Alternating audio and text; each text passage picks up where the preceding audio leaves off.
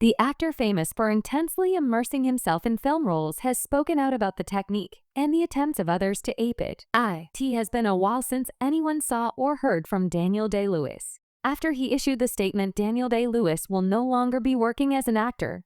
In 2017, before the release of The Phantom Thread, the man quietly faded from view. However, in his absence, it's fair to say that his legend grew somewhat. Largely, this legend revolved around his favored style of working. As someone who famously prefers to disappear into his characters while making a film, for Lincoln, he had Steven Spielberg call him "Emperor President" for the duration of the shoot.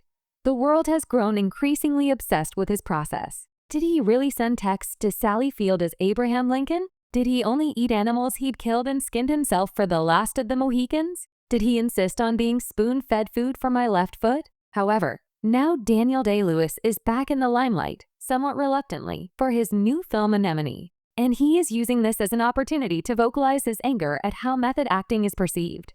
I'm a little cross these days to hear all kinds of people gobbling off and saying things like "gone full method," which I think is meant to imply that a person's behaving like a lunatic in an extreme fashion, he told the New York Times.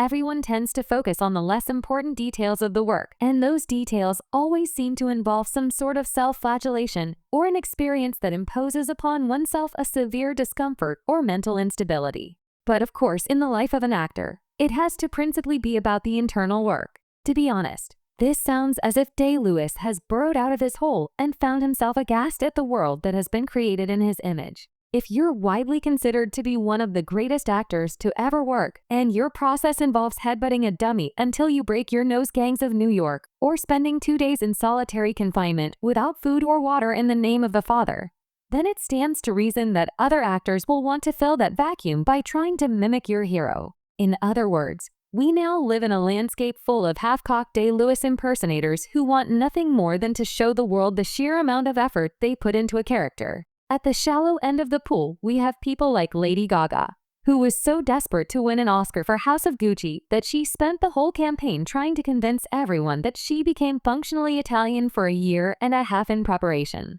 Then we have Jared Leto, who chose to immerse himself in the character of the Joker in, of all things, Suicide Squad by sending horrifying gifts to his castmates. These, depending on who you ask, range from dead pigs and rats to anal beads and used condoms, although Leto denied those worst excesses. And then, of course, we have Jim Carrey, who went so deep into Andy Kaufman for Man on the Moon that they literally managed to get a feature-length documentary out of B-roll of him making life as impossible as he could for everyone around him. The main method guy at the moment would appear to be Jeremy Strong, once Day-Lewis's assistant, whose process during Succession was so laboriously intensive that it formed the basis of a derisive New Yorker profile, full of quotes from people who were either concerned for his behavior, "It's the cost to himself that worries me," said Brian Cox, or annoyed beyond all measure by it. "I remember him making everyone else roll their eyes," said an unnamed co-star. There are so many other examples. Andrew Garfield went celibate for 6 months for silence. Leonardo DiCaprio slept in an animal carcass for The Revenant. There's a fighting chance that Austin Butler still speaks like Elvis Presley 3 years after that film came out. All of this, to some extent, is meant to invoke the seriousness in which Day-Lewis takes his work.